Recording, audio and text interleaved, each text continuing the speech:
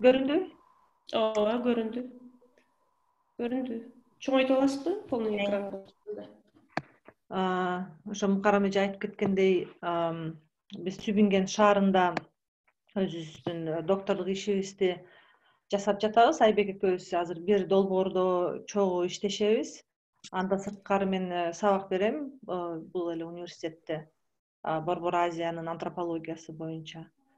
Анан бүгүнкү вебинардын алкагында Айбек экөөбүз ошо изилдөөнүн теориялык пайдубалын түзүү боюнча ошо темага кененирээк токтоп айтып беребиз силерге. Демек, биз бул ошо темабызды эки бөлүккө бөлүп алдык. Биринчи ал адабиятты талоонун негиздери деп, андан кийин ошо теориялык пайдубал түзүүнүн өзүнө киришебиз.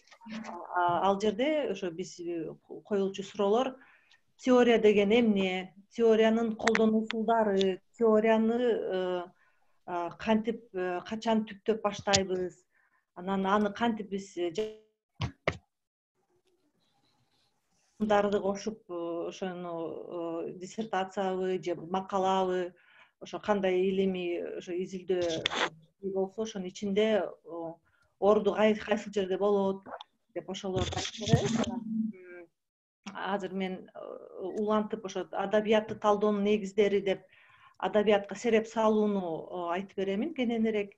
Ал жерде дагы кантип издейбиз адабиятты, каерден издеп баштайбыз, анан аларды кантип иреттеп алабыз деп ошо иреттөө куралдары жөнүндө дагы техникалык программаларды дагы көрсөтүп кетебиз. Анан ошентип адабиятты серептеп алгандан кийин боштуктарды да таап, маселелерибизге, проблемабызга жакындатып алгандан кийин анан пайдубалды көтөрө баштайбыз да. Демек, биринчи адабият талдоо, андан кийин биз ошо теорияга, ошо биздин маселеге тиешеси бар теорияларга улам кетебиз дагы. Анан ошол жерге предметти, объектиси биздин ошо изилдөөнү ошол жерде анан кененирээк жазылат. Эмнен сурап атат? Телефондоруңуздарды өчүрүп микрофондоруңуздарды өчүрүп койсоңуздар, спикерге жолтоо болуп атасыздар.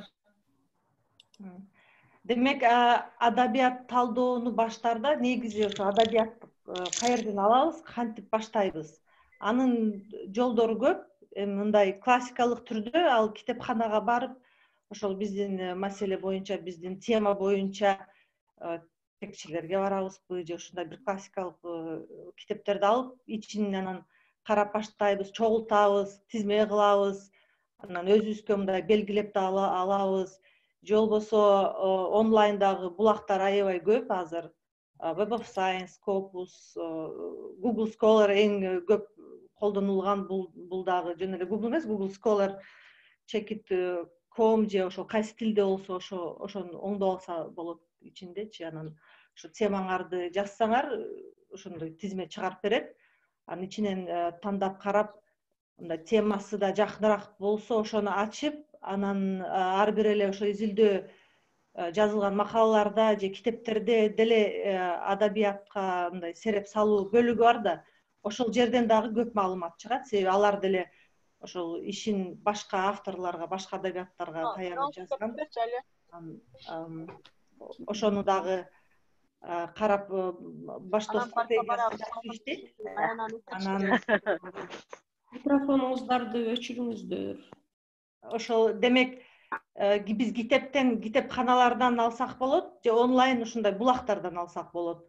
Анан дагы ошо мисалы үчүн мен өзүм жеке ошо ар бир ачкан мага жакыныраак адабияттын ичинде ошо адабиятка сереп кылуу деген бөлүгүнөн дагы мындай тандап алып, ошол авторлордун фамилиясын жазып алып, анан аларды өзүнчө издейм дагы.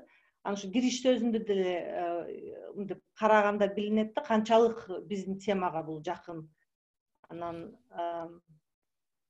демек, ошо жана да мен айткандай, адабиятка сереп салуу бул теориялык пайдубалга чейинки бир этап да. Биринчи биз адабиятты баарын карап, биздин ошо темага биз тандап алынган ошо изилдөөбүзгө тиешеси, канчалык тиешеси бар, канчалык менин суроолорума мындай жооп бере тургандай деп туруп алдын ала мындай эме кылабыз, тизмесин түзүпчү. Анан кийин киреше баштайбыз. Башында тиги эле ошол биздин проблемага жакынын эле албай, бир жалпы кыла ачабыз. Мисалы үчүн мен азыр диссертациямда Шамал-Сай шаарчасын карайм, анан силер билесиңер, бул Жалал Абад облусунда Шамал-Сай шаарчасы нарын суу жээгинде жайгашкан. Анан көбүнчө элдерге дарбыздары менен таанылат. Анан дарбыздан сырткары ГЭС, биринчи ГЭС, нарын суусунун үстүндө биринчи ГЭС, Туран ГЭС ошол жерде курулган. Анан ошого байланыштуу Шамал-Сай шаарчасында 56-жылдан баштап көп мындай өндүрүштүк заводдор курулган, цемент завод, кирпич завод, молочный завод, даже эме да бар болчу. Самолетторго бир запчасттарды да жасаган, бир бөлүкчөлөрдү жасаган да завод бар болчу. Бир жалпысынан 10дон ашык чакан ушундай заводдор болгон. Шамал-Сайды дагы Токтогул ГЭСин кийин куруш үчүн бул эме болчу да, мындай негизги платформа. Ошон үчүн көп ушундай асфальт завод, бетон заводдор курулуп, шагал заводдор. Анан ошондо Токтогул, андан кийин ошондо Каракөл түптөлү, анан Токтогул курулган да.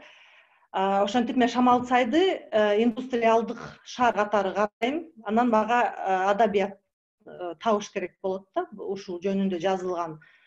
Ал баштаганда биз сөзсүз эле мен монтип Кыргызстандагы ушундай индустриалдашкан шаарлар боюнча адабият деп издебейм. Башында мен шаарлардын индустриалдашуусу деп туруп, жалпы эле кенен кылып издейм да. Анан Кыргызстанда эле эмес, бүт дүйнөнү эле карайм да, там кайсыл чыкса ошону карайм. Анан кириш сөзүн ошо башында абстракт эмне кыргызча, кириш сөзгө чейин бир кыскача жазып коет да, аннотация кылыпчы, ошол жерди карап туруп, анан канчалык тиешеси бар, ошондой эле билип алам да, бул тиешеси бар, бул тиешеси жок деп туруп жылдырып өзүмө жакындарын чогултуп, бирок өтө азыр мындай пирамида сыяктуу да, азыр мындай биз түйүндө мындай жайылып жаткандай чоң бир эмеде бөлүктөбүз азыр биз. Анан аны мен улам монтип жакындатып, анан ошондой советтик доордо ушундай чакан индустриалдык шаар деп туруп, анан эметип жана кең класс жетекчилерине сообщение жөнөттү элем, Кундуз албай жатат. Өчүрүп койсоңуз микрофонуңузду. Анан ошентип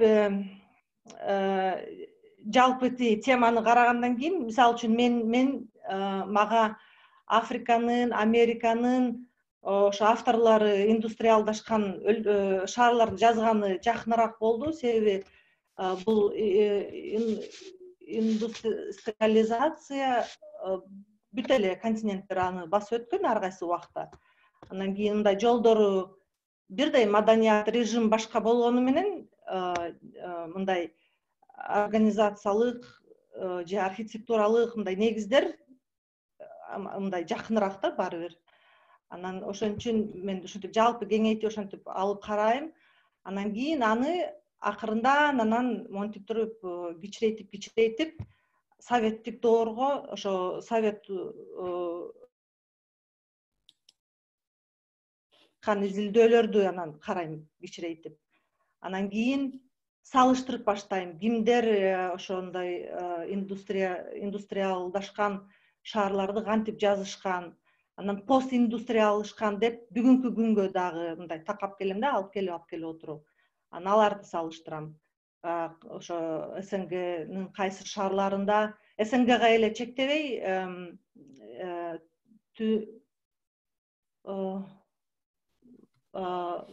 чыгыш Европанын дагы изилдөөлөрүн карайм, себеби алардыкы деле ошо бизге жакында принциптери. Анан ошентип, анан салыштыра бүткөндөн кийин сөзсүз критикалык түрдө карашың керек. Кайсынысы ошо баарын ача алган жок суроолордун, же кайсы бөлүгүн калтырып кетти, ошентип өзүңө ичине тарта баштайсың.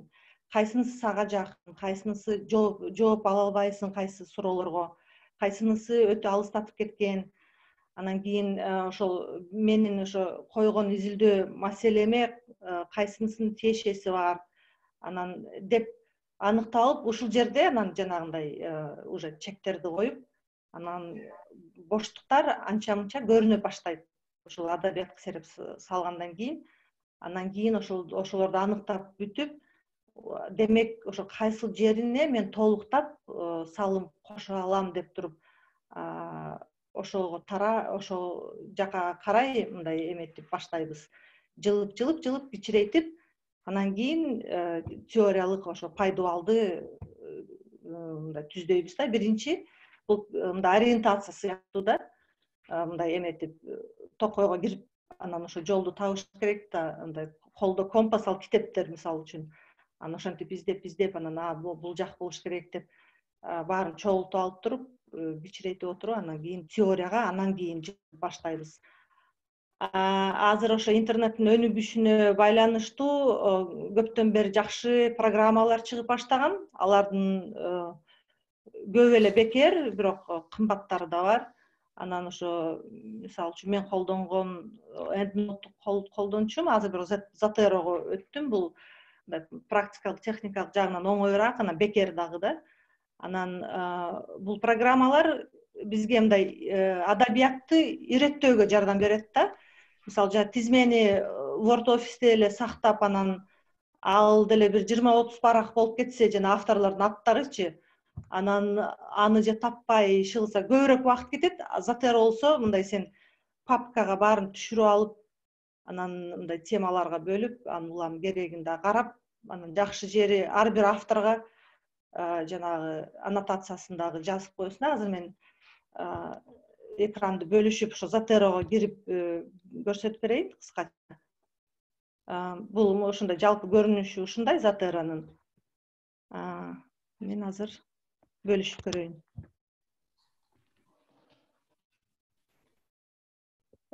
Эме чыкты, бир программа чыга элеке. Азыр тизме эле көрүнүп атат. Чыгып атат. Эмичи? Чыкты, бирок чоңойтабызбы же чоңойбойбу бул? Анткени ичинде көрүнбөйт, ичинде эмнелер жазылган. Могу мына көрүндү, ал My Library деген. Ооба, ал көрүнүп атат, майда да. Чоңойбойт го, бул ошо мен программанын ичине кирдим да, Zotero'го. Анан мисалы үчүн мындай кыскача эле көрсөтүп коеюн, бул аябай мындай жакшы ыкма да. Мындай мен ушу менен иштегенден баштап баары мындай иретинде туруп аябай жакшы жардам берет. Гүлзат, сеники дагы эле тиги PowerPoint Аркада PowerPoint'та турат. Ушундай темаларга бөлүп алса болот да. Мисалы үчүн биякта мага керектүү, мага кызыктуу темаларды ачып койгом. Мына дружба народов, ислам, жаңы технологиялар деп ар бир папкадан ушундай авторлор бар. Мисалы үчүн авторлордун ошо китептери да мен интернет булактарынан чогулткам. Анан кийин аларга монтип басканда аннотация чыгат ичинде. Анан бул жакта дагы монтип notes дегендер бар, ичине жазып, буну каерде колдонсоң болот деп, мындай бул мындай эмес сыяктуу да, күндөлүк эмес, бирок ошо адабият талдоо, анан ошо пайдубал тургузганга эң жакшы мындай ыңгайлуу бир программа. Ошону үйрөнгөнгө бирок бир аз убакыт кетет. Мен аны бирок бат эле жарым күндө үйрөндүм, кийин баскылап эле биз көп эле приложение, көп эле программалар баскылап үйрөнөбүз го, ошол сыяктуу да. Башында жүктөп алып кирсеңер, колдонуп баштасаңар, анан кийин оңоюраак болуп калат. Монтип өзүңөрдүн китепканаңарды ачып алып, анан кийин бул Word программасы менен дагы байланышкан. Word'ду ачканда ичинде деле Z тамгасы чыгат, анан кийин мисалы жазып атканда ошо бирөөнүн цитатасын колдонсоңор, ошо Z-га кирип эле ошо Word Office'дин ичинде анан жанагы автордун баш тамгасын жазганда эле мындай тизме чыгат, ошо офиске эле тандап алып коюп коесуңар. Анан жакшы жери ошентип баарын колдонгондон кийин аягында ошол эле Затеродо эме бар. Ошону басканда Word офисте мисалы үчүн 20-30 парактык макала же бир глава жазгандан кийин түйүнө ичине кайсы цитата колдонуп, кайсы авторлорго ошо таянсаң, ошону бир эме тизме кылып, библиография иреттеп, ошол кайсы Chicago стайлбы, кайсы стилде жазылган болсо, ошону иреттеп берет. Ошон үчүн аябай көп убакытты сарптайт да. Отуруп жана точка үтүрүн же атын оңдобойсуң. Ошол бул Затера тууралуу. Анан жанагы айтып өткөндөй, биринчи ошо китептерденби же интернеттенби карайбыз дагы ошол адабиятка сереп салуу бөлүмүнөн жана аягында библиография кетет го, тизмелер. Ошол жактан деле мындай темаларды карап бизге тиешеси бар адабиятты карайбыз да. Жылын дагы канчалык жаңыртылган, канчалык ошо мурда жазылган деп. Бул ошол менин стратегияларым. Өзүбүздүн теориялык пайдубалды бул биздин биринчи жалпы алып алдык да кенен кылып туруп, анан өзүбүздүн теорияга келип, теория деген эмне, теория деген барбы, мен өзүм теориямды чыгарамбы же бир адабияттын ичинде бир теорияга таянамбы деп мындай чектерди кое алып туруп, анан кийин жаза баштайбыз. Булардын да ыкмалары ар кандай, анан тармактарга да жараша болот, илимдерге жараша болот. Мисалы так илимдердин ыкмалары жана коомдук илимдердин ыкмалары да айырмаланат. Эми мындан кийинкисин Айбек сен түшүндүрүп кетесиз да, сиз. Ооба. Чоң рахмат Гүлзат. Жанакы оор болбосо биринчи слайдка барабызбы? Жанакы немелер Web of Science турда эле го, ошол жактан да бир кыстырма айтып кетейин дегем. Бул слайдты көрсөңүз, Гүлзат жылдыра аласыңбы? Немеге? Коесузбу Гүлзат? Биринчи слайд. Көрүндүбү? Жок, жылбай атат. Ошого. Мына бул жерде карасаңар, негизи адабиятты талдоодо Гүлзат айтып кеткендей эле 2-3 жол бар да. Мына биринчи жол деген жана Гүлзат айткандай жалпы силер тема боюнча окуйсуңар, ар кайсы жерден окуп, анан өзүңөрдүн темаңарга жакындаштырып адабиятты издей баштайсыңар. Андан сырткары неме деген бар деди, мисалы үчүн макаланы окуйсуңар, анан ар бир макалада шилтемелер берилет да. Ошол шилтемени мисалы үчүн мен жазып атып Гүлзатка шилтеме кылсам, силер бул Гүлзатка шилтеме кылып атыптыр деп Гүлзаттыкын окуйсуз. Гүлзаттын макаласында кайсыл шилтемелер болсо, ошол мисалы үчүн Мукаррам эжеге шилтеме болсо, Мукаррам эженкини окуп, ушуну деген жанакы кар мындай неме, кар киши жасаганда топтогондо мындай тоголонуп кете берет го, ошентип тоголонуп кеткен ыкма бар. Андан сырткары дагы неме деген бар. Иреттүү адабиятты талдоо деген бар. Орусчалап айтканда жана системалык адабиятты талдоо деп коет. Ал жерде сиздер бир белгилүү болгон терминди издөө мындай Web of Science-ке киргизип туруп, анан чыккан маалыматтардын баарын окуп чыгып, жанакы анан ошонун негизинде талдаган аракет кыласыз. Эгерде ошондой кылабыз десеңер, могул жерде ылдый жакта Publish or Perish деген бир жакшы программа бар. Google Scholar'дын ылдый жагында турат. Кыргызчалап айтканда бул деген же тиги макалаңды чыгар же жогол деген сөз эле которулат да. Publish or Perish депчи, publish деген ошо чыгар, perish деген жок болуп кетти депчи. Бул жерде ошо өзүңүз карасаңар, силер деген бул да программа бекер. Ушул жерге автор боюнча болобу же тема боюнча болобу издеп көрсөңөр, силерге жалпы ошол Google Scholar'дын ылдый жагында скриншотун киргизип койгом. Ошол темага тиешелүү үчүн 1000 макала болобу, 2000 макала болобу өзүңүз белгилеп койсоңуз болот. Ошонун баарын чыгарганга аракет чыгарып берет. Анан ошонун негизинде силер изилдөөңөрдү баштасаңар болот да. Бул дагы ошол өтө кызыктуу жана пайдалуу программалардын бири. Анан эгер силер макаланы кайдан алабыз деген сурооңуз болсо, ошо ачык маалымат, ачык булактар көп. Бул мисалы үчүн орус тилдүү маалыматтар бул Киберленинкада бар. Мисалы үчүн эгерде орус тилдүүнү окуйм десеңер, Киберленинкага кирсеңер, бекер тапсаңар болот. Эгерде англис тилде окуйбуз десеңер, же университетиңердин китепканасы аркылуу киресиңер, же болбосо эгерде андай кирүүгө мүмкүнчүлүгүңүз жок болсо, Sci-Hub деген бир Армениядан чыккан кыз жасаган бир жакшы программа бар. Ал негизи пираттык программа болуп эсептелинет, бирок сиз макалалардын баарын ошол жерден бекер алсаңар болот да. Эми аны ошо пират деп көбү жаман көрөт, бирок анын философиясына таянсаңар, илимий билим дайыма бекер болуш керек, илимий билим баарына жетиштүү болуш керек деген ошол философиялык негизде жасап аткан нерсе, менин оюмча аныкы туура да. Ошол эки жерден макалаларын PDF-терин тапсаңар болот. Анан жана Гүлзат айткандай, Zattera, Mendeley'лерге коюп колдонсоңор болот. Эми Гүлзат теория жакка түшө берели.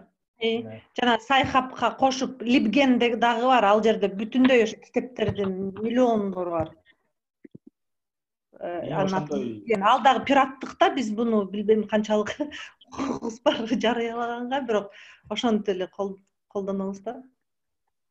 Колдонсоңуз болот. Анан ошол негизи теория деген эмне деген суроо болгондо, бул теория деген негизи биз бул ошол айлана чөйрөбүздү болобу, дүйнөнү бир түшүнгөнгө жардам берген бир ой да, же ойлордун жыйнагы да. Ошол бир ой, эгерде сиз кайсыл бир ой сизге ошол дүйнөнү түшүнгөнгө жардам берсе, ошону сиз теория деп айта берсеңер болот.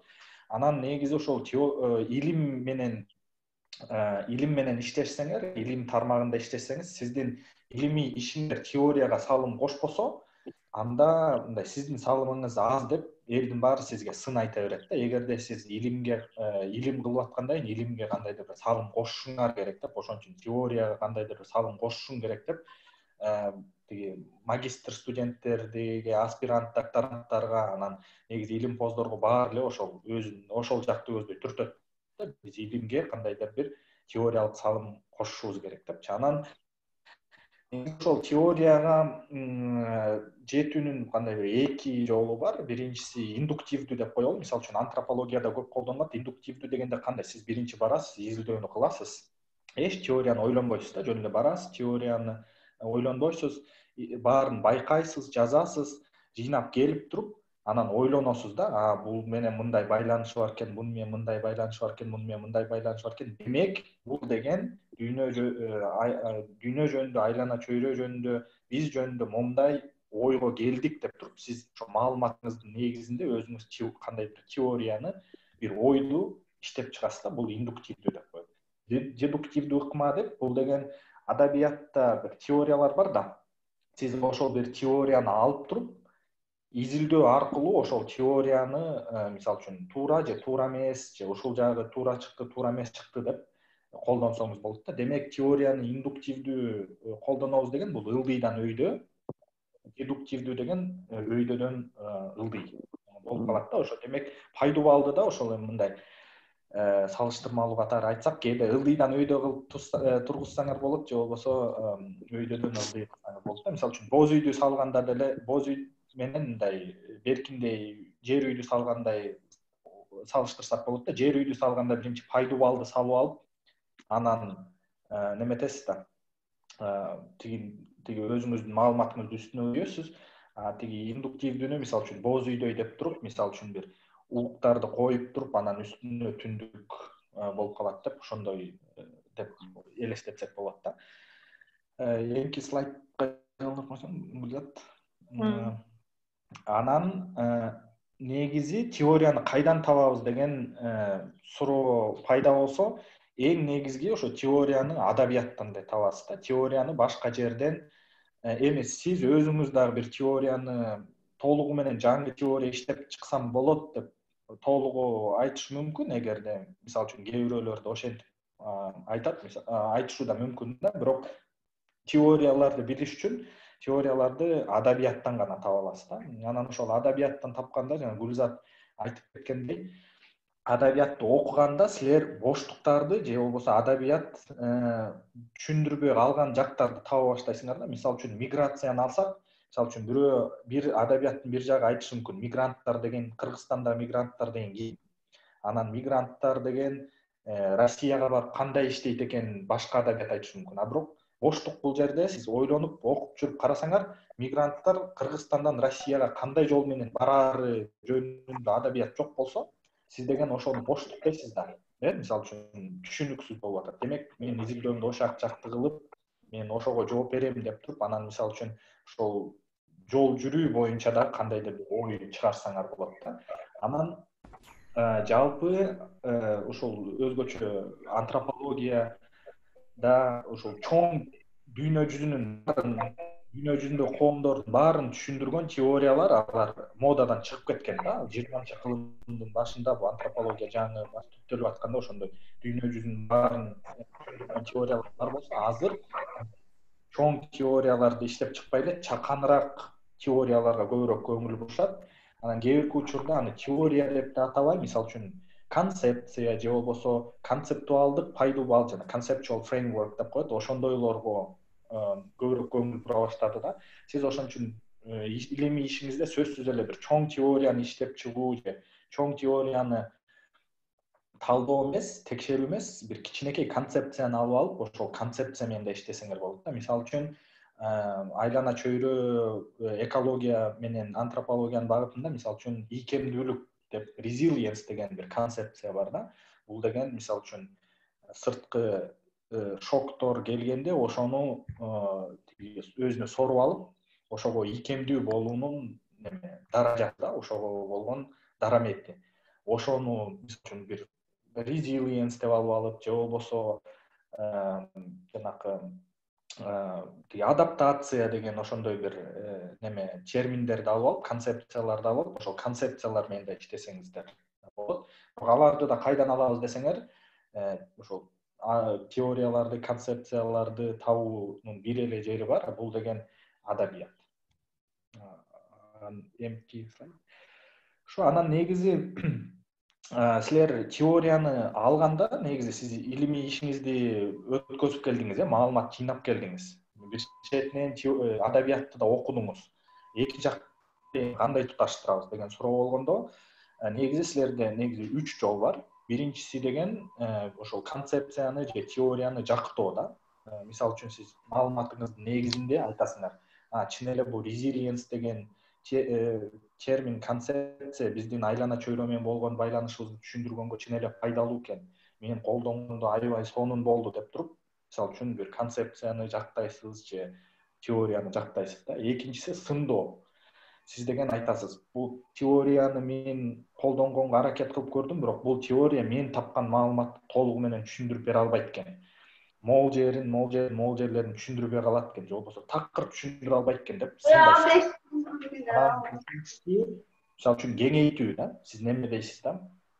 Бул айткан теориясы же концепциясы, сунуштаган концепциясы негизи көп нерсени түшүндүрө алат экен, бирок мен тапкан толук маалыматты толук түшүндүрүш үчүн ал теорияны, концепцияны могул жерге чейин мындай кылып кеңейтиш керек. Ушундай сунуш кылсаңыз болот да. Демек, бир жагынан адабиятты окуп теориялык пайдубалын түздүңөр да. Андан кийин өзүңүздүн изилдөөңүздү кылдыңыз, анан ошо экөөнү байланыштырганда ушундай 3 жол бар. Ошо көңүлүңүзгө чоң рахмат. Эгерде суроолоруңуз болсо, Гүлзат экөөбүз жооп бергенге даярбыз.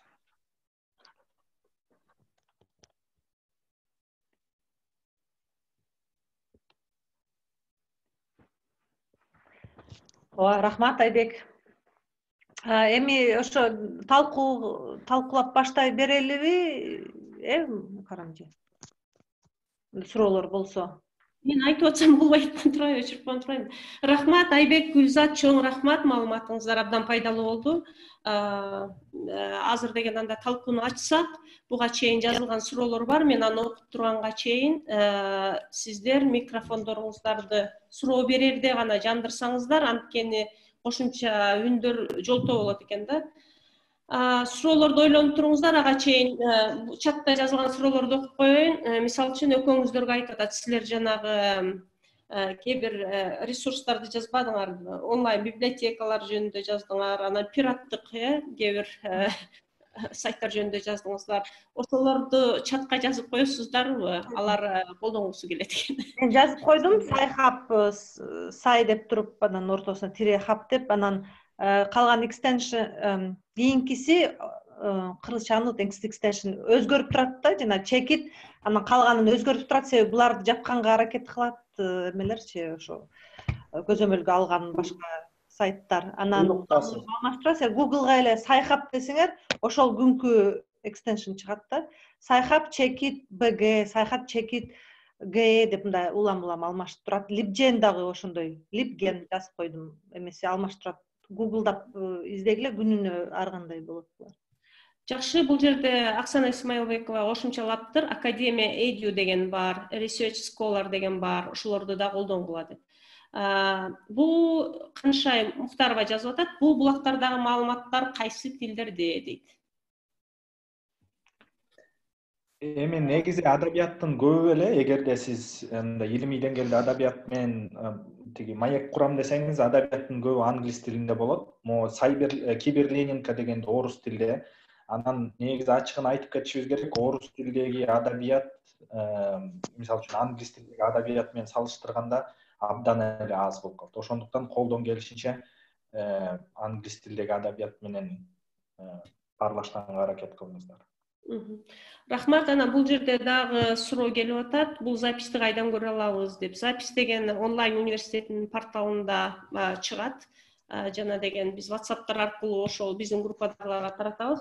Ага чейинки суроо Айбек жана Гүлзат сиздерге да өзүңөрдүн изилдөөңөрдөн кайсы теорияны колдонууларын мисал кылып айта кетпейсиздерби, элдерге түшүнүктүүрөөк болсун үчүн. Мисал катары. Мисал үчүн Гүлзат айтасың? Мисалы биз Айбек экөөбүз бир сууну изилдейбиз да, мен нарын суусу деп Кыргызстан тарапты изилдесем, Айбек Сырдарыя деп Аралга жетчү жагын Казакстанды изилдейт. Анан экөөбүз бир теорияны колдонгон жерибиз да бар, envirotechnical деген теория бар да. Бул кыргызчалап түшүндүрсөм, бул айлана чөйрө менен технологиялардын байланышы тууралуу бир теория да, жаңы чыккан. Бул технология, илимдер, ушундай бир 3 дисциплина кошулуп, ушундай бир теория чыккан. Бул тренд десем болот.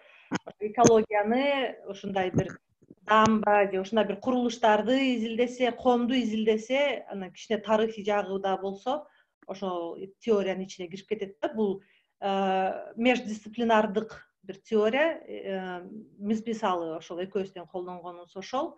Мындан сырткары мен ошо post-industrial cities деп постиндустриалдашкан же ошо индустриализацияны өтүп бүткөн коомдорду изилдеп, ошол теорияны да колдоном. Бул жакта мындай адаптациялашуу деген дагы бир бөлүгү бар да, ошол чоң теориянын адаптациялашуу деген бир түшүнүгү, жана Айбек айткандай концепциялар да, бул түшүнүктөр.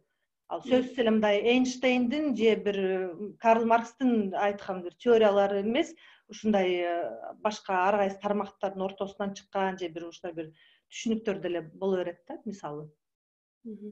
Рахмат.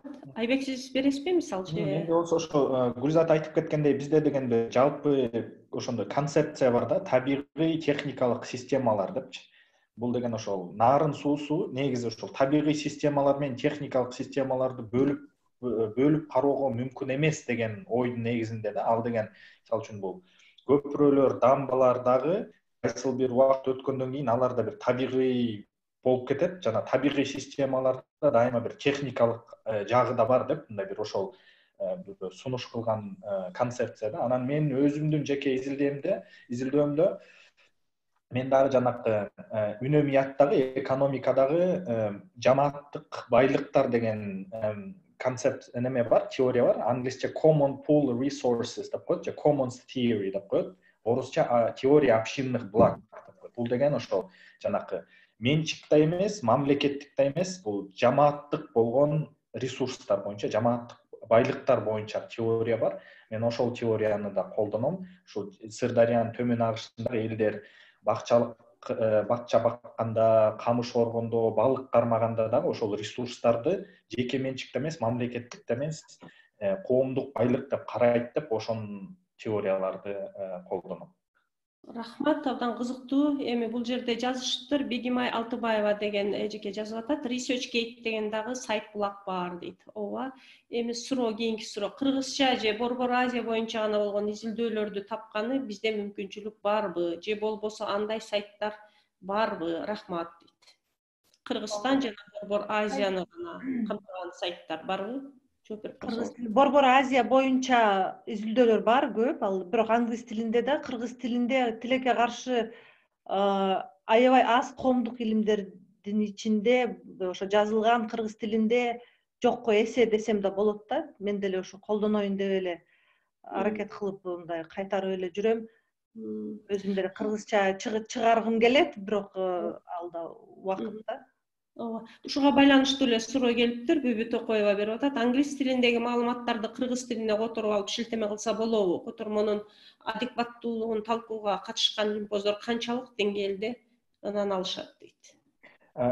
Негизи жанакы сиз айтып атпайсызбы, Орто Азия боюнча булактардын өзүнчө сайты барбы депчи. Негизи өзүнчө сайт жок. Бул деген Орто Азия боюнча илимий булактар жалпы эле жанагы илимий, биз айтып кеткен илимий булактарда чыгат. Анан эгерде жалпы ошол Орто Азия же Central Asia деп издесеңер эле баары чыгат да. Анан дагы бир жолу, мисалы үчүн атайын Орто Азияга багытталган журналдар бар. Мисалы үчүн англисче Central Asian Survey деген журнал бар. Ошол жерде да көбүнчө ошол Орто Азия боюнча тиги макалалар чыгат да. Анан сиз деген албетте ар бир тилде окуп, ошого шилтеме берсеңиз болот.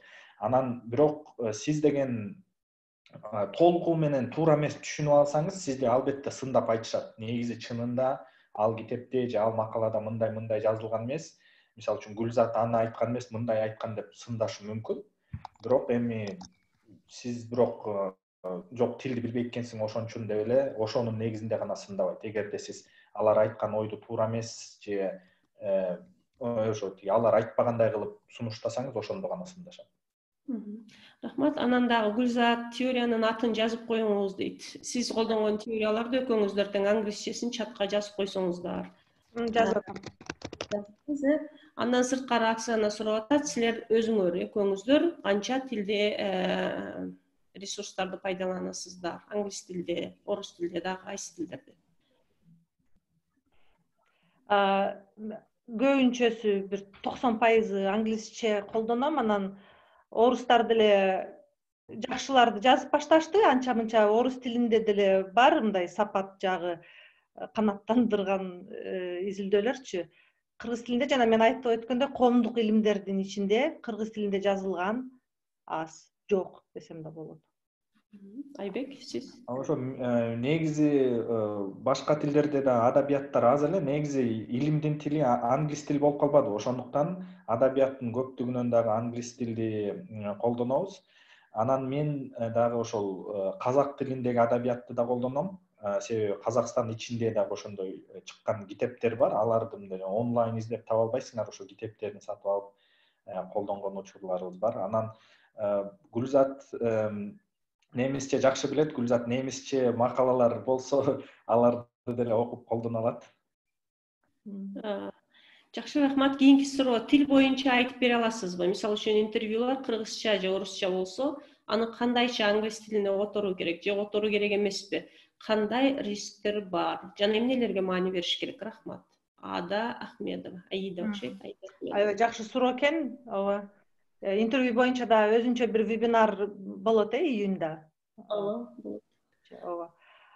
Биз орусча, кыргызча, мен көбүнчө мен кыргызча эле Шамал-Сайды кыргызча алам, анан жана улуу мундар орусча сүйлөйт, бул жанагы советтик эменте шаарча. Анан которгондо, мисалы үчүн бизде антропологияда мындай биз түшүнүш үчүн бул интервьюларды жасап туруп, анан жанагы алардын сөзүн келтирип колдонсок өзүбүздүн ишибизди, аны англисчеге которобуз. Анан мисалы үчүн кээ бир түшүнүктөр чын эле которуш оор болуп калат, жана жергиликтүү эле бир өзүнүн бир диалектикалык же бир башка түшүнүктөр болот да, жергиликтүү. Ошондо ошо боюнча эле калтырып кыргыз тилинде мисалы. Анан кийин мындай божомолдун котормосунда берип, түйүнө өзүнчө бир 5-6 сүйлөм кылып туруп түшүндүрөбүз. Бул мындай учурда кылынган нерсе, анан бул мындай, буларды, бул жергиликтүү калк ушундай мааниде түшүнөт, ушундай мааниде айтты деп туруп түшүндүрмөсүн да беребиз. Ошондой учурлар болот, сурооңузга рахмат. Бул маанилүү. Айбектин эмеси кичине башкача изилдөөсү, казакча сүйлөйт Айбек, казакча алып барган. Айбек, сиз кошумчалайсызбы? Анан негизи Айда сизге деген интервьюлардын толугу менен англис тилге же жазып аткан тилиңизге которуунун кажети жок. Сиз маалымат жыйнадыңыз, аны талдадыңыз, түшүндүңүз. Анан эгерде сиз алардын айткан бир сөзүн цитата кылып, ошо өзгөртүүсүз коем десеңиз, ошону которсоңуз болот.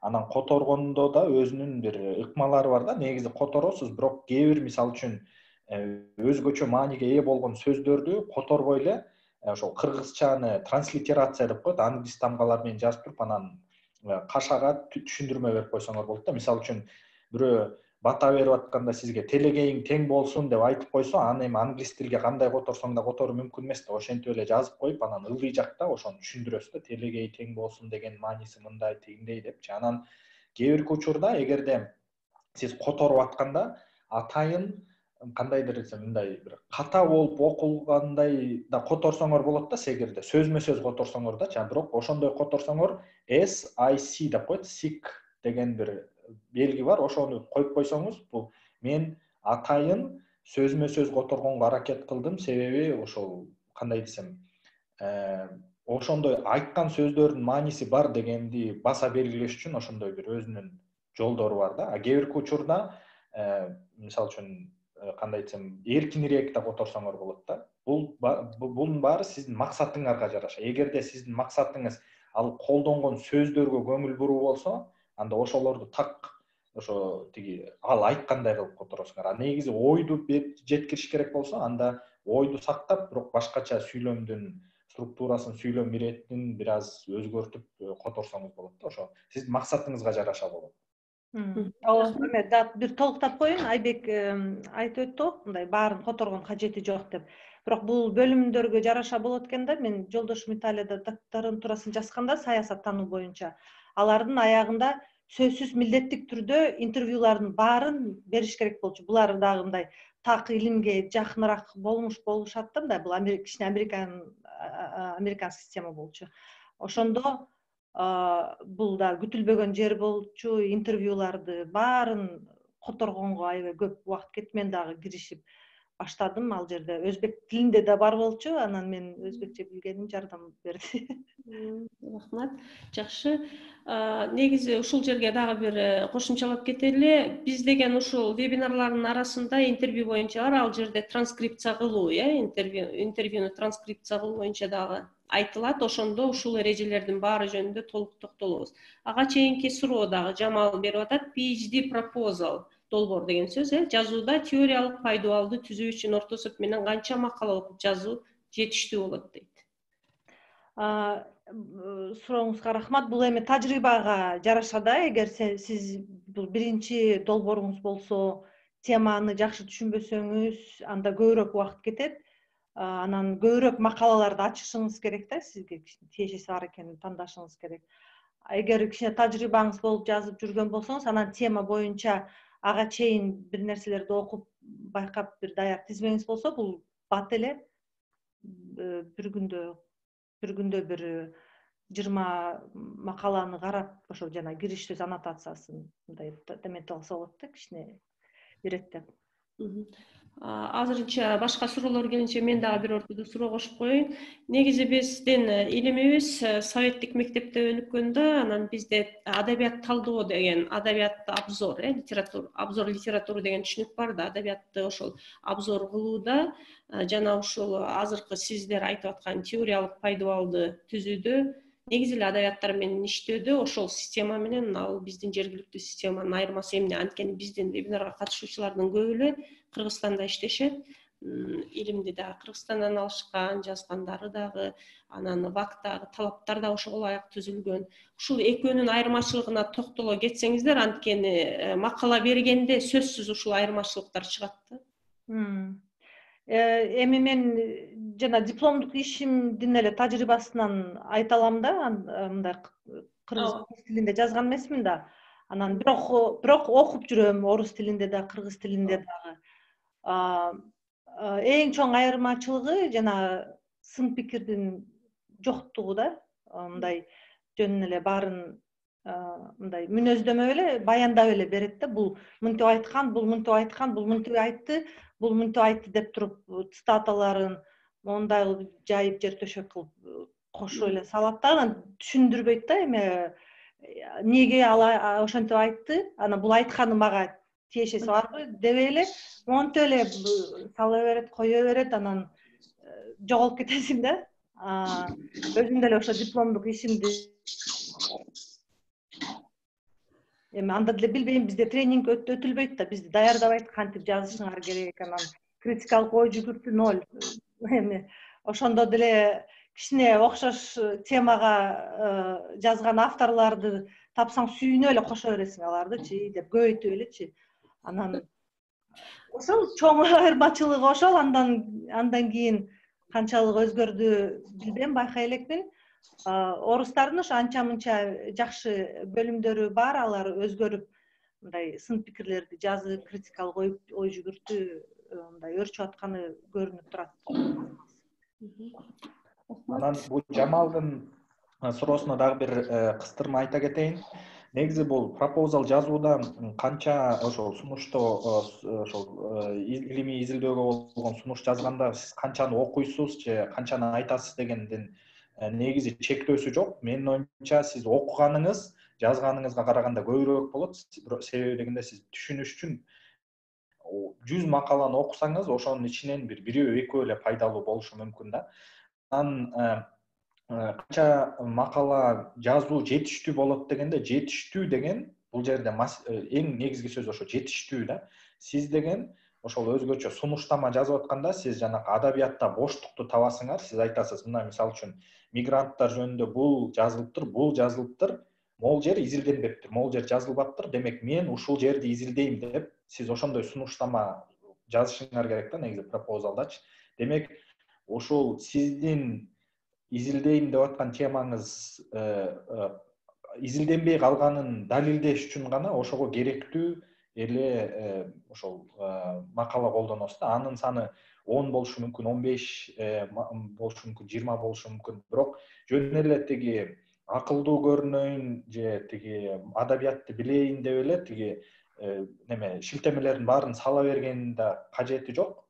Ачыгын айтканда ошол карап аткан кишилер дагы, мисалы үчүн алар да адамдар да, кээ бирөө мисалы үчүн ошо кыжыр келиши мүмкүн да, бул эле тиги эмне эле тиги толтура нерсени жазып атат депчи. Ошон үчүн себеби сиз жалгыз гана бербейсиз да, алар мисалы үчүн жүздөгөн сунуштаманы окушу мүмкүн да. Анан эгерде сиз керексиз нерселерди эле жазып эле мындай жакшыраак көрүнсүн деп мындай жөн эле кошо берсеңиз, ошол да кыжырын кайнап, мисалы үчүн окубай да коюшу мүмкүн да. Ошон үчүн илимде ошондой негизи жетишээрликтей эле шилтемелерди бериш керек да. Жетишээрлик шилтеме бересиз, андан ашык берүүнүн кажети жок. Дагы суроо экен, адабият жөнүндө жазып жатканда өзүңүздүн жеке изилдөөчү позиция, балким политикалык, балким башкача канчалык ачык жазса болот деп ойлойсуз? Мисалы Кыргызстандын алкагында. Рахмат. Ахмедов. Кыргызстандын алкагына чейин биз ошо жазып жүргөн эле тажрыйбабызды айталы. Мен тажрыйбамды айтайын. Мисалы үчүн англис тилдүү макала ошо изилдөөлөрдө бул аябай чоң ролду ойнойт. Өзүңдүн позицияңды жазышың керек да. Мисалы үчүн мен Шамал Сайды изилдесем, ал жерде мен жазып өтүшүм керек да. Мен өзүм биякта төрөлүп өскөнмүн. Анан менин тайкем мисалы үчүн айыл өкмөтү, ошон үчүн мен алган интервьюларда мүмкүн алар айткан жооп жана менин тайкем айыл өкмөтү болгон үчүн таасир эткендир. Мүмкүн ошон үчүн алардын жооптору ошого жараша болгондур деп мындай ой жүгүртүү, мындай рефлексия катары ачык эле айтылып мындай жаза беребиз бүт өзүбүздүн ичибиздегинчи. Анан политикалыкты деле ошондой жазсак болот. Мына мен тигилерди көрдүм, катыштым, мындай байкадым, бирок бул жери мүмкүн туура эместир, бирок буну ачык айта албайм, тиги бул деп мындай бул кенен эле жакшы мындай кеңири таратылган практика англис тилдүү илимдерде. Кыргызстанда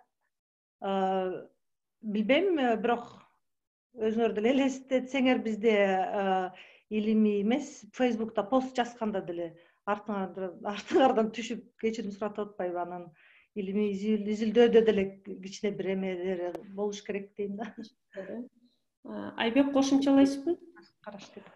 Ошо негизи Гүлзат айткандай эле бул батышта өзгөчө ошол антропология, анан коомдук илимдерде тиги неме деген мурун позитивисттик көз караш дегенден кеткен да. Позитивисттик көз караш деген эмне? Позитивисттик көз караш дегенде сиз бул жерде бир нерсени изилдеп атам, бирок мен ага эч кандай таасир этпейм.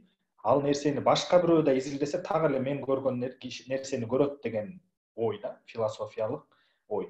Бирок андан позитивизмден кетип азыркы изилдөөчүлөр айтат да, жок, менин көз карашым, мен буга чейин болгон тажрыйбам, мен өскөн тарбиям, сүйлөгөн тилдерим, көргөн жерлерим баары мендин дүйнөгө болгон көз карашымды байкаган нерселерине таасир этет.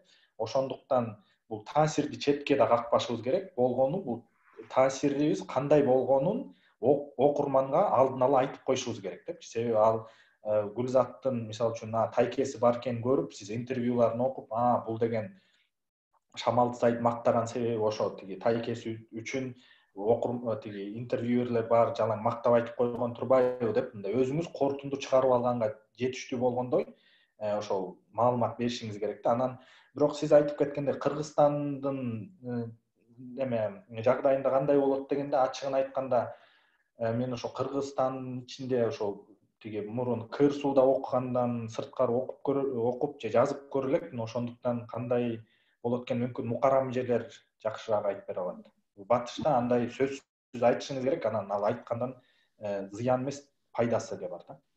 Бул жерде бир аз анда кыстарып коеюн мен дагы. Объективдүүлүк жана субъективдүүлүк деген эки нерсе болот изилдөөдө. Анан азыркы Айбек айткан мисал үчүн позитивизм деген. Ошол позитивисттик подходдо бир нерсе бар да, анда окумуштуу мен объективдүү чындыкка жетем деген ишеними бар. Мен эч аралашпасам, өзүмө жеке тиешелүү нерсени кошпосом, мен объективдүү болом дейт да. Ал эми азыркы илимде болсо андай суроо коюлбайт. Азыркы илимде ар бир нерсе ошол жердин кырдаалына, шартына карата туура деген түшүнүк бар да. Ошого жараша мисалы үчүн изилдөөчү деле өзү изилдеп атса, анда өзүнө тиешелүү нерселерди ачык айтып жатса, демек ал жерде негизги нерсе чындык анын чындыгы да, ошол изилдөөчүнүн өзүнүн чындыгы деген түшүнүк пайда болот да. Андан сырткары дагы кошумчалап кетсек, бизде Кыргызстандын шартында мындай коюлбайт. Бизде дагы деле объективдүү чындыкка жетем деген түшүнүк дагы эле үстөмдүк кылып келет. Ошон үчүн субъективдүү нерселерди киргизбегенге аракет кылышат. Бул Кыргызстандын шартында, азыркы шартында, бирок андан биз кетип баратабыз, ошон үчүн өзгөрүш керек. Илимий изилдөөлөргө, биз жазган макалаларга булар абдан чоң таасир этет. Берген сабагыбызга да чоң таасир этет. Анткени биз башынан студенттерди ушинтип үйрөтөбүз. Объективдүү чындыкты айт, сен субъективдүү болуп калбасын депчи. Негизи илимде субъективдүүлүктөн качпайт. Субъективдүүлүккө рефлексия кылат. Субъективдүүлүктү өзү аң сезимдүү түшүнүш керек да. Ушул канчалык мен изилдөөмө таасир этип атат деген сыяктуу. Мындан башка дагы бир суроо келиптир. Айбек жана Гүлзат жооп беришпеди. Канча макала жетиштүү болот изилдөө жазсаңыз деп. Ошону тактаптыр да, Аттыкурова Анаркан жазыптыр. Мен алдында ошо адабияттар жөнүндө сураганда диссертация жөнүндө айтып жатканмын дейт да. Ошо диссертацияда канча макаланы же илимий ишти киргизүү жетиштүү деген сыяктуу. Мисалы үчүн сиздердин тажрыйбаңызда.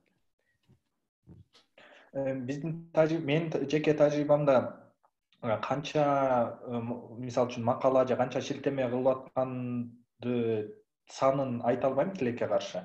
Мен ушул кайсыл адабияттар менен маек куруп атканын деле айта алам. Анан бирок Гүлзат айтып кетти го жана Zotero депчи, ошол программаны колдонсоңуз кийин сиз текстте шилтеме кылгандардын баары библиографияга өзү эле түшүп калат да. Анан ошол санын так айта албайм тилекке каршы, бирок адабиятты айтканда мен ошол жамааттык ресурстар боюнча адабият менен талкуу жүргүзөм. Жанагы жаратылыш техникалык системалар боюнча, анан жана анча-мынча ырым-жырым ritual theory деген бар, ырым-жырымдар бар. Себеби ал жерде дагы мен байкаганда бир ушул ырым-жырымы бар болчу да. Демек ошол жөнүндө жазып аткандан кийин ушул 3 нерсе жөнүндө. Анан 4-үнчүсү адаптация. Ушул 4 адабий кандай корпустар менен маек кылам, бирок ошол санын азыр айта албайт экен. Бирок менин оюмча чектөө жок. Андай минимум мынча болуш керек, максимум мынча болуш керек деген чектөө же андай сөз такыр болгон эмес. Андай чектөө жок. Азыр мен Zotero'га кирип карап чыктым, жана мен папкамда, китепканамдычы 148 макала китептер бар экен, ошолорду колдонуп турмун. Бирок бул деле аяк эмес да. Анан мындай чектөө жок. Эгер бул деле убагы менен эле мындай кошулуп эмете берет да, көбөйүп кете берет. Мен азыр 100 окуйм деп отурбайсың, ал ошо мисалы диссертацияда 4 жылдын ичинде ушундай эле топтолуп калат. Анын арасында кээ бирин колдоносуң, колдонбойсуң, жаңылар чыгып баштайт. Ошондой чек жок. Жакшы, дагы башка сурооңуздар болсо, эми микрофонду жандырып өзүңүздөр деле берсеңиздер болот. Комментарий болсо, каалоочулар болсо. Анткени чаттагы суроолор бүттү. Айтылбайган болсо, сиздер өзүңөр коссоңор деле. Сурооңуздар барбы? Же каалооңуздар, же комментарийлер? Мухарам эже, мен суроо берип койсом болобу? Айбек, Гүлзат, чоң рахмат. Аябай кызыктуу вебинар өткөрдүңөр. Мен чектөө жок деп, тиги программада чектөө жок, бирок биз билгендей эле диссертация жазып атканда же болбосо макала чыгарып атканда макаланын дагы диссертациянын да чектөөсү болот да. Анан ошого жараша баардык эле литература же адабиятты колдоно албайбыз да, аябай мындай селективно тандашыбыз керек. Кайсынысы бизге жардам берет, кайсынысы жардам бербейт. Себеби өзүбүздүн да сөзүбүз көп болгон соң аябай аракет кылыш керек мындай. Эң маанилүү эле тексттарды колдонгонгочу. Комментарий. Мүмкүн ошол дагы чектөөлөр болсо керек, мончанчы чейин колдонуу деген. Силердин университетте кандай? Биздин университетте 8000 сөздөн 100 000 сөзгө чейин чектөө болот. Бир чаптыр, 5-6 чаптар болот. Диссертацияны айтып атам. 80 000, 100 000 сөз. Бир чаптыр. Ооба, жана чектөө жок деп, жана эми окугандын чеги жок деген сыяктуу биз айттык да. Ичине колдонгондо чын эле өзүң эле темаңа жакын деле айтасың да, башканы эле жаза бербей. Туура, рахмат Оксана. Жакшы, да сурооңуздар барбы? Кыргызстандагылар суроолордон берсеңиздер, анткени. Алыңыздарбы? Алыңыздар. Атыңыз ким, тааныштырып анан берсеңиз. Менин аты жөнүм Алтынбек Айбек уулу. Манас университетинин журналистика бөлүмүндө окуйм. 4-курста бүтүп атам. Анан бул жерде сиздер айтып атасыздар тиги азыркы илимий иштин талаптарын. Анан ошол магистратурага, бакалавриатка өзүнчө немелер бөлүнбөйбү, көлөмдөр. Анан сиздер өзүңүздөрдүн илимий иштериңерди мындай жарыялай аласыздарбы? Анткени биз сиздердин иштериңиздерди көрүп, мындай жол көрсөткүч катары колдонолу. Үлгү катары. Азыркы замандын талабына жараша сиздер ушундай жазат экенсиздер. Анан биз дагы ошо силердикин көрүп, жол көрсөткүч катары колдонолу дегенбиз. Ошо, рахмат. Рахмат, сурооңузга жооп берет. Айбек, Гүлзат. Айбек, жооп бересиң? Тиги сиз ошол айтып атпайсызбы, мисалы үчүн чектөөлөр барбы магистрдикке, бакалаврга депчи? Негизи мен билгени, бирок жаңылсам тиги оңдоп кетиңиздер. Ошол бакалаврга мындай бир болжолдуу неме берет да, мисалы үчүн бакалаврдык ишиң бир 20 000ден 30 000 сөзгө чейин болуш керек депчи. Бирок ошол Германияда же Батышта эгерде сиздики 50 000 болуп кетсе, бирок 50 000 болууга кандайдыр бир себеби бар болсо, жакшы себебичи, анда макул эчтеке болбойт деп мындай сиз ал үчүн сизге мисалы үчүн кандайдыр бир жаза бербейт да, макул деп кабыл алат. Бирок ошол ар бирөөнүн бир болжолдуу немеси бар.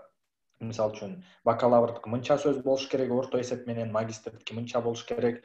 Жана докторантураныкы Оксана эже айтып кеткендей эле бир 80 миңден кем болбош керек деген сөз бар да. 80 миң деген бир мындай кандай десем, өзүңүздүн бир ошол орточо көлөм 80 миң да. Бирок мисалы үчүн кээ бир докторанттар бар, алар мисалы үчүн 130-140 миң кылып жазгандар деле бар. Бирок аны деген неме деп дагы эгерде узунураак кылып жазсаңар, биринчиден сиздин ишиңизди окуп аткан кишилер да көбүрөөк убакыт талап кылат. Ошону окуп баарына комментарий берип бүткүчөк. Анан комментарий канча көп болсо, ошончолук сиз кайра иштешиңиз керек. Бул эми өзүңүздүн дагы немеңиз бар да.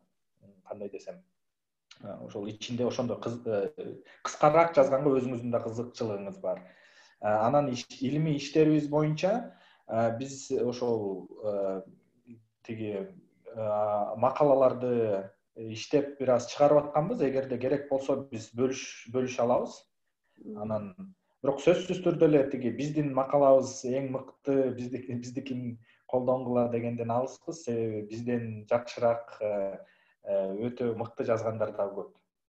Көп кишилерди окуп өзүңүзгө жаккан стилди таап алышыңыз керек да. Рахмат. Азыр мен ушул жерде суроону башка жака бир аз бурайын деп атам да. Анткени Гүлзат жана Айбек булар иштерин, доктордук иштерин бүтүрүүнүн алдына турушат, жазып деле бүтүрүштү, бирок чыгарыша элек. Бирок ушул жерде Махабат Садырбек отурат, жана Оксана отурат. Ушулар өздөрүнүн тажрыйбасынан айтып кетпейби анда? Магистратураны жазганда иши канча сөз болду, докторлукту жазганда канча сөз болду? Экинчи суроону дагы эстеп койсоңор, экөөңөрдөн китебиңиздерди чыгардыңыздар, албетте англис тилинде, кыргыз тилинде чыгабы? Анткени бул жердеги катышуучулар ошону сурап жатат да. Биз сиздердин макалаңыздарды кантип алып окусак, китебиңиздерди кантип билсек болот депчи. Оксана, Махабат койсоңуздар. Мисалы мен бүт жазган макалаларымды ачыкка Академия Эдуга салып койгом. Ошол жактан Оксана Исмаилбекова деп издесеңиздер таап аласыздар да бүт макалаларымды. Анан өзүм дагы аракет кылам, мисалы англисче эле жазбастан орусча да жазганга. Себеби тиги менин информанттарым, мага берген дата берген кишилер, алар да окусун эмне жөнүндө жазып атканымды деп орусча да чыгарган. Этнографическое обозренияга бир 3-4 макалаларым бар ошол жакта дагы. Жакшы, чатта ошону жазып коесузбу Оксананан кийин бошогонуңузда? Анан китеп жөнүндө айта кетсем, мисалы мен диссертациямды бир 140 миң сөз кылып жазгам да. Анан кабыл алышкан университетчи. Бирок Германияда мисалы диссертациямды сөзсүз китеп кылып чыгарышың керек. Ошол себептүү китеп чыгарганда балдарым карабайсыздар. 100 миң болуп кетти. 100 миңден ашпагыла деди да китепчи. Ошол себептүү 100 миңге кыскартыш керек болду да. 50 миң сөз алдым. Жакшы. Жакшы, Махабат бар бекен? Жана жүргөн Махабат, сиз кошумчалайсызбы? Жок окшойт, жана кирген болчу. Анда кийинки Махабат. Сиз угуп атабы? Эми угулду, эми сүйлөсөңүз. Меники деле мастерлик ишим 100 миңден тегерегинде болгон. Докторлук ишим бир 150 миң сөздүн тегерегинде болду го дейм. Негизи Германияда бакалавр жумуштун саны 60 миң деп айтышат да, 60 миң сөз. Анан 100 миңге чейин. Бул да кошуп коеюн, тармакка ошого жараша. саясаттануучулар азыраак жазат, кыска нуска кылып, алар жана дагы деле позитивисттик көз карашты карагандыктан мындай көп сөздөр жазбай эле гипотезага бөлүп эле, теорияны кылып эле ушундай бөлүп коет да. Мен магистратурада 30 миң сөз кылып жазган магистрлик ишинде ал статистиканы колдонгон, ошон үчүн ал кыскараак болгон. Коомдук илимдерде мисалы үчүн мындай этнографиялык ал жерде 80 миңден жогору деп ошо 200 миңге чейин жазгандар бар. Рахмат. Анда дагы суроолорду карасак, бул жерде ВАК жөнүндө да суроолор бериптир, ВАКтын талабы жөнүндө. Бул суроолорго азыр биз жооп бербейбиз, анткени ВАКтан өзүнчө киши чакырып вебинар уюштурабыз дегенбиз, ошондо берсеңиздер болот. Мисалы үчүн доценттикти алыш үчүн канча, кантип деген нерселерчи. Андан сырткары суроолорду беришиптир, дагы ушундай вебинар уюштургула деп. Башка сурооңуздар барбы? Суроолоруңуздар болсо бериңиздер. Кимде суроо болсо? Саламатсыздарбы? Кечиресиздер, менин камерам жакшы иштебей атат. Аябай пайдалуу семинар болуп атат. Мен жана башында кичине өткөрүп жибердим да. Өзүңүздү айтып коюңуз, өзүңүз жөнүндө бир аз. Мен көз карандысыз изилдөөчүмүн.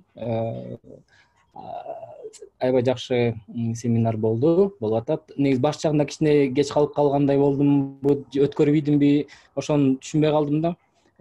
Жана адабияттарды, ошол изилдөөгө байланышкан адабияттардын тизмесин түзгөнгө атайын программалар барбы? Ошонун жөнүндө кайталап кетесиздерби? Жакшы кайра башынан же дагы кийинки жолугушууда өткөрүп бересиңерби, айтып бересиңерби? Темага байланыштуу адабияттарды түзө турган атайын программа барбы? Жана Менделей менен ошондой программа бар, ал бирок бул мындай жөн эле жардамчы программа, анын ичине биз толуктайбыз да контентин. Биз алып киребиз. Окуп аткан адабиятыбызды иреттеп, ичине папкаларды ачып, темага байланыштуу жарашачы. Ошондой колдонобуз. Бул жөн жардамчы программа катары ошо адабиятка колдонгон. Бирок ичинде эмелер жок. Жана адабият жок да, аны биз киргизебиз. Жакшы жери бир функциясы бар, жанагы ICBN деп жана китептин штрихтери бар го, ошону копия кылып эле, анан жана китепти бирден жазып отурбайсың да, авторун, точкасын, анан жана фио тиги бул деп эле штрих кодту эле киргизсең, сонун кылып туруп өзү тактап стилдештирип берет дагы, аннотациясын дагы автоматтык түрдө ошол Zotero'га киргизет. Бул жерде дагы неме боюнча жана publish and perish жөнүндө суроо болуп калышы да мүмкүн. Себеби неме деген бар да. Жана systematic literature review деген бар. Бул системалык же болбосо иреттүү адабиятты талдоо дегенчи. Буну көбүнчө ошо медицинада колдонулат, анан мындай чоң мета анализ кылганда колдонулат да. Аны кандай десе, мисалы үчүн буну мисалы үчүн медицинада колдонгондо кандай? Мисалы үчүн сахар диабети жөнүндө бир илимий изилдөө кылам десеңиз, жалпылапчы, мисалы үчүн кейс стадилер аябай көп, ошонун баарын жалпылап талдайм десеңиз, мета анализ кылышыңар керек. Бирок мета анализ кылганда сиз адабиятты кандай тандаганыңызды дагы методологиясы болуш керек. Анан ошол методологиясы иреттүү болуш керек да. Анан себеби сиз мага жаккан макалаларды эле тандап алдым дебей, баарын эске алдым деген үчүнчү, ошондо жана publish and perish деген мен коюп койгон программаны колдонсоңуз болот. Ал жерде, мисалы үчүн, эгерде азыр мен экранымды бөлүшө алсам,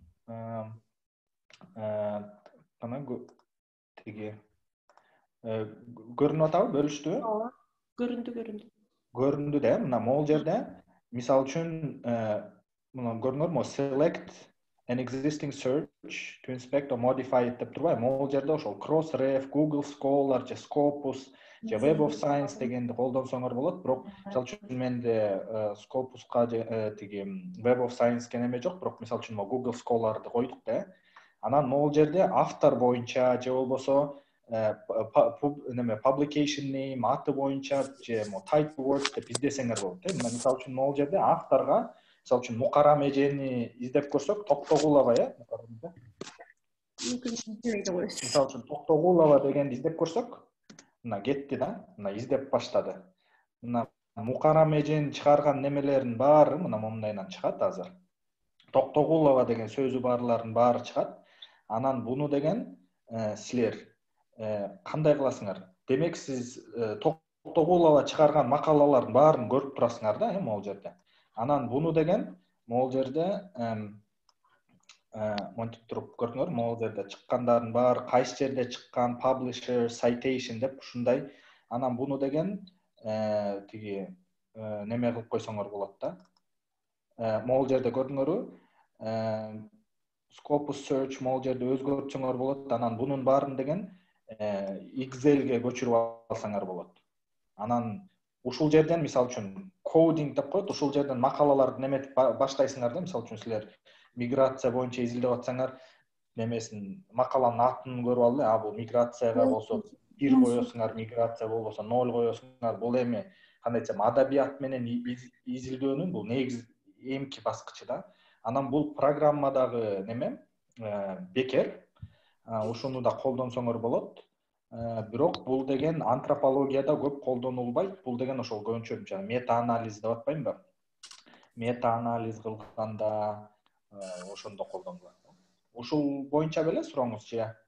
Биз туура нерсеге жооп берип атабызбы? Ооба, бул да жардам берди. Аябай жардам берет экен. Чоң рахмат. Жообуңуздарга рахмат. Рахмат. Анан бул жерде дагы ошо суроо болуп атат, эме деп, ушул программалар боюнча дагы атайын вебинар өткөрөсүздөрбү деп. Силерге эмне кызык болсо чатка жаза берсеңиздер, биз пландагандай вебинарларды ошондо кое беребиз. Ошону эскертип коеюн дедим. Дагы сурооңуздар барбы? Чатта суроолор түгөндү. Айбек, бөлүшүүнү өчүрүп коесузбу? Экранда тиги калып калды. Ошону мына молдодан бөлүшүүнү өчүрүп. Барбы сурооңуздар? Катышуучулар. Мен калуу тилек айтып коеюн дедим эле. Мен Ибраимова Жаркынай Кыргыз мамлекеттик юридик академиясында иштейм, окутуучу болуп. Мен аябай башынан эле катышып келатам, аябай жагат. Азыркы күндө коомдо зарыл болгон жакшы материалдарды алып чыгып атасыңар өзгөчө жаштарга. Анан бүгүн Айбек менен Аксан кимге, Гүлзатка да аябай чоң ыраазымын.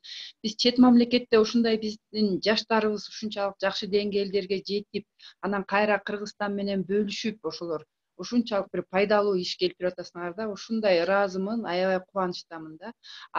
Эч ким мындай өзүнүн билген билимин кысканып, бирөөгө бергиси келбей, айткысы келбей жашырынгандар да жок эмес да. Сиздер болсо ошонун баарын жайылталы билсин, биздин Кыргыз элиндеги жаштар, окубагандар көрсүн деп ушунча аракет кылып атасыңар. Чындыгында эле Кыргызстанда мындай статья жазуу боюнча, изилдөө боюнча сиздер айткандай жетекчилер эч кандай мындай толук маалымат деле бербейт, тренинг, семинар, окуулар деле болбойт.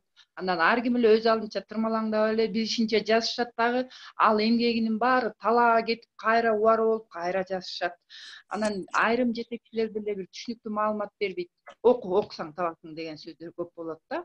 Анан ошолорду салыштырып отуруп, ушундай жакшы маалыматтарды берип атасыңар, сиздерге аябай ыраазымын.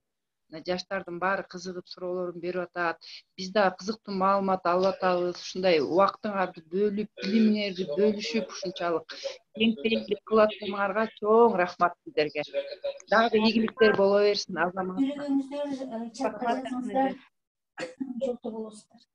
Сурооңуздар? Мен карап турам, келди дегенден кийин чыгып эскер. Алыста илим менен жүрүпсүздөр, аман эсен, ден соолукта болуңуздар. Динара Дайырбекова. Балмуш чыга берсеңиз болот. Чоң рахмат. Нургүл Музакова, рахмат сиздерге дейт. Анда сурооңуздар жок болсо жыйынтыктайлыбы бул жерде? Балмуш чыга берсең болот, калганыңар келет. Гүлзатчын, Айбек, сиздерге чоң рахмат. Бүгүнкү ушунчалык кызыктуу маалыматыңар үчүн. Мындан ары дагы чыгасыздар деп ишенебиз. Анда ушуну менен бүтүрсөк, баарыңыздар микрофондоруңуздарды жандырып, экс-спикерибизге кол чаап ыраазычылык билдирип койсоңуз. Чоң рахмат.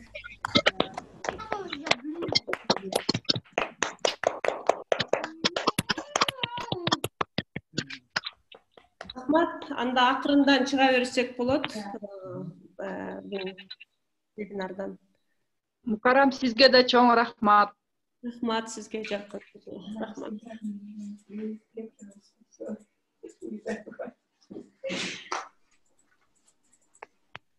Абылай. У тебя есть доступ к электронной ведомости Google? А тебя найдет? Айбек, сизде дагы бар, вебинарлар. Гүлзат, сиздики ушул бүттү окшойт, ушуну менен. Менде ошо Бактыгүл менен интервью турат. Интервьюда турат, ал дагы көп да убакыт. Меники ошол маалыматты тандоо боюнча бар болчу, ошол ал интервьюдан кийин болуш керек эле. Талдоо деген ошо интервьюдан кийин. Биз эме сиздердин расписанияңар жөнүндө дагы тактап жакындаган сайын жазып турабыз да, бирок өзгөрбөйт да, ошол эле число боюнча болот. Бүгүн аябай жакшы болду. Рахмат силерге чоң. Жакшы, ооба. Эме биз да ыраазыбыз, элге жакса болду. Ошо мен дагы ойлоп турам да, ошо аспиранттар көбүрөөк кирип, аспирантпы ошол ким илимий изилдөөнүн башында турсачы. Же болбосо жетекчилери деле кирип, кийин аларга айтып жол көрсөтүп турса деле. Тренингдин негизи окуунун эмеси жок да. Аздык кылбайт да эч качан. Албетте эле жүрөбүз да. Негизи азыр уккандар эле кирип атат да, барган сайын бири-биринен угушуп, анан улантылган сайын көбөйүп турат деп ойлоп атабыз. Азыр жазып атышпайбы? Жайкы атайын окууларды кылбайсыңарбы депчи. Ошондойлор да сурап атышат. Макала жазуу боюнча тренинг өткөргүлө деп сурап атышат. Могу маалыматтарды издөө боюнча тренинг өткөргүлө деп сурап атышат. Көбөйөт го менимче. Бир техникалык вебинар уюштуруш керек экен, ушундай. Көп негизи программалар көп да. Ошо программалар боюнча дагы могу сандык усулдар боюнча дагы жасайбыз деп атышат. Менимче бизилерге деле уюштурса болот ушул боюнчачы. Биз аны киргизген эмеспиз. Биз ойлогонбузда биринчи жалпы берели, элдер түшүнүп алсын, анан акырындап ичине дагы терең киребиз деп. Мисалы, жанагы издөө боюнчачы, маалыматты издөө боюнча, литератураны издөө боюнча атайын өзүнчө бир семинар кылабыз деп. Бирок бул экинчи этапта болот да. Азыр жалпы изилдөөнүн баскычтарын түшүндүрүп кетели дегенбиз. Жанакы маалыматты талдоодо мен көбүнчө жанакы Макс Кюдие жөнүндө айтып берсемби деп аткам да. Аны же кийинкиге калсынбы? Аны мындай кылалы, Айбек. Биз деген биринчи маалымат талдоону жөнөкөй жалпы айталы. Анан биз экинчи баскычта дагы изилдөө усулдарын өтөбүз да. Ошондо ол азыркы айтып аткан адабиятты издөө, атайын программалар менен жана маалыматты талдоо атайын программалар менен ошолорго басым жасайлы. Могу биринчи бөлүктү бүткөндөр кирсин да, а то могу биринчи бөлүк түшүнбөй атып эле, анан экинчи бөлүккө барып алып кыйналып кетишпесин дегенсиз да. Ооба.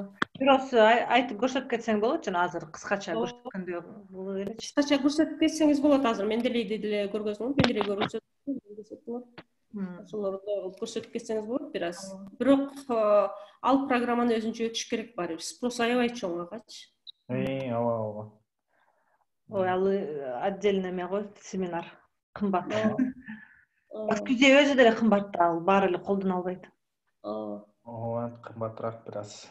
Анан бирок ал ошо Макс Кюдие боюнча жана tutorials деп YouTube'да бар да, өзүнүн жанакы Verbi деген жана Макс Кюдиеди чыгарган программа компания өздөрү да чыгаргандар бар да, анан бирок кайсыл тилдерде бар? Орусчасы бар болсо керек эле. Орусча мүмкүн, англисча мүмкүн, орусча деле бардыр, бирок биздин элдер мынтип кыргызча фейсти көргөндө жакшы түшүнөт.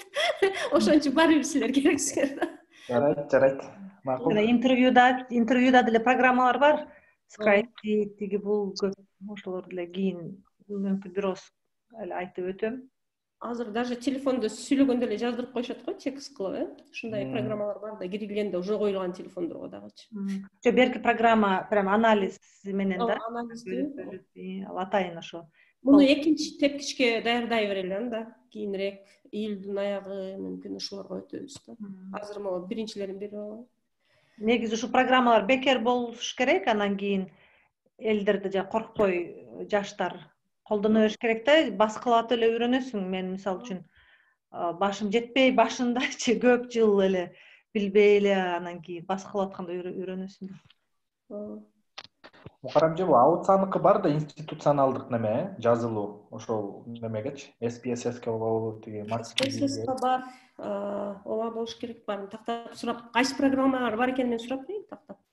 Андан кийин. Себеби неме десек да болот да, эгерде университеттерден жанакы ректорлары катышып аткан болсо, өткөндөгү бир ректорлор да катышыптыр го, Ошондо катышты. Мисалы үчүн университет үчүн бир жазылуу сатып алсаңар, эң жакшы инвестиция болот деп, себеби мисалы үчүн университет бир сатып алса, ошол университеттин студенттеринин баары колдоно алат да. Негизичи анан. Ооба. Ошентип сунуш кылалы. Бул жерде технологиялар боюнча көп өнүгө элек, анан билишпейт. Мүмкүн сатып алганга каражаттары бар, бирок жүрүшөт. Ал суроону эч ким көтөргөн жок да. Ошон үчүн жакшы болот. Ушундай сунуштарды киргизсеңиздер деле жакшы. Жакшы. Ошо рахмат аябай чоң, кызыктуу болду. Сонун болду, так. Эң сонун болду, чоң рахмат. Рахмат. Мээриңиз байланышта болобуз. Жакшы рахмат баарыңызга. Буюрса байланышта. Жаштырыңыздар, мен өчүрө берейин. Сиз барсызбы бул жерде? Гүлзада. Жок. Мен өчүрдүм, анда жакшы туруңуздар. Ушу менен бүтөт буюрса. Бүтүрдүк. Бул жер токтот дегенди басыш керек болчу, видеонукун.